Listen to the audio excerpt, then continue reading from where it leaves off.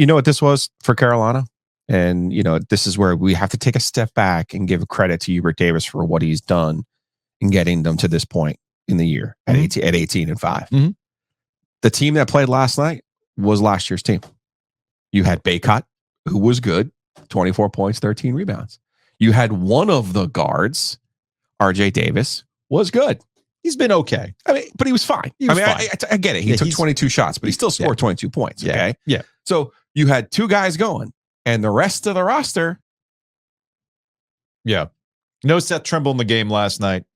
Cadeau at the end of this game, he got benched, I believe, because of a defensive missed assignment, or they pinned a late. They pinned, the coaching staff pinned a late defensive bust on Cadeau, benched him. Way too much Paxton Wojcik in this game. But as Roy Williams would like to tell you, the time to teach a player like Elliot Cadeau is on a Tuesday night in February, so that in March, when the lights are bright, he is now not making that same mistake. Yeah. So totally understood what Hubert Davis was trying to do there. But you look at this was a 23 performance from Carolina. Mm-hmm. You had Baycott, you had one of the guards, and the rest of it, you're going, where is everybody else? Oh, it's funny too, but the script was almost there. Let's not throw it all away here because they had a bad game against.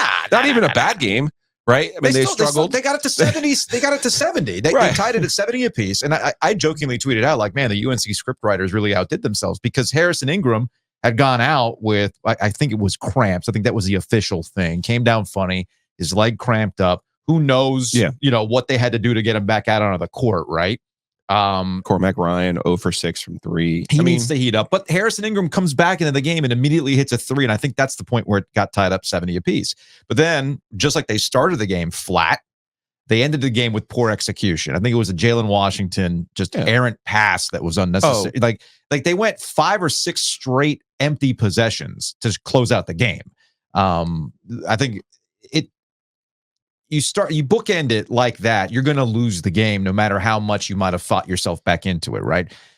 But to your point, yeah, man, look, they weren't going to go undefeated in conference play. You're going to have nights like last night. And last night's one of those classic coaching teachable lessons, right? So here is Hubert Davis after the game, essentially backing up with what Armando Baycott talked about post-game, related to the lack of effort, the lack of commitment, the lack of wanting to show up and do the work that ultimately bit him in the ass against Clemson. I didn't particularly enjoy or like, our practices leading up to the game tonight, and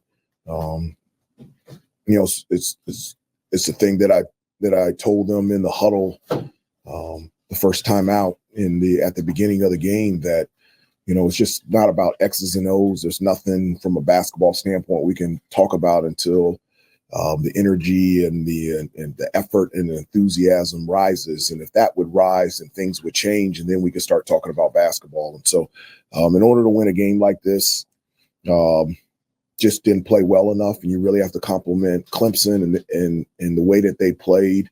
And they're a really good basketball team and extremely well coached, and they were deserving of winning tonight. So that was Hubert Davis after the game. And I had jotted this down last night, that we didn't really learn anything new about North Carolina. If anything, it actually crystallized some things we already knew about North Carolina.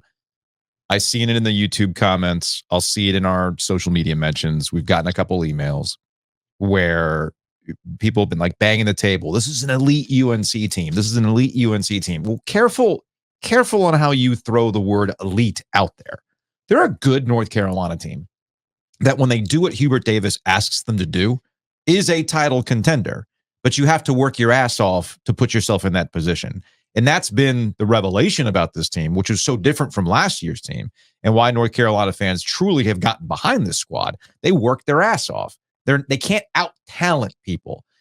And this is almost becoming this recurring theme about rosters, right? And how people bristled over the fact that, like, what do you mean you wouldn't take this roster?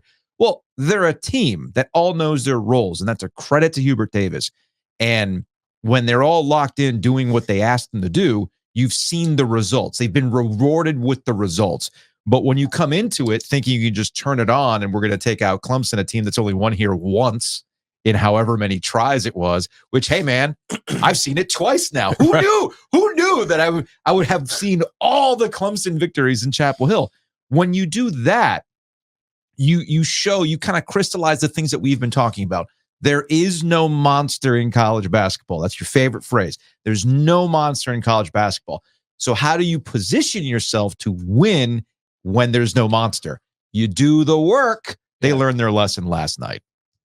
I'll put this on the yellow pad if the Heels would like. Okay. To crystallize it for them. Okay. Because sometimes math is your friend. When North Carolina gives up 80 points or more, their record this year is 2-4. 2-4. Mm-hmm. When they hold their opponents to 80 points or fewer, to under 80 points, 16-1. So sometimes it's that simple, man. I mean, sometimes it's that simple. I mean, again, I could put it on the sheet for you.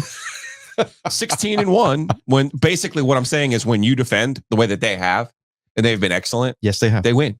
Mm-hmm. The one loss was Georgia Tech. Again, a game that was decided by one player hitting a circus shot and the other one not.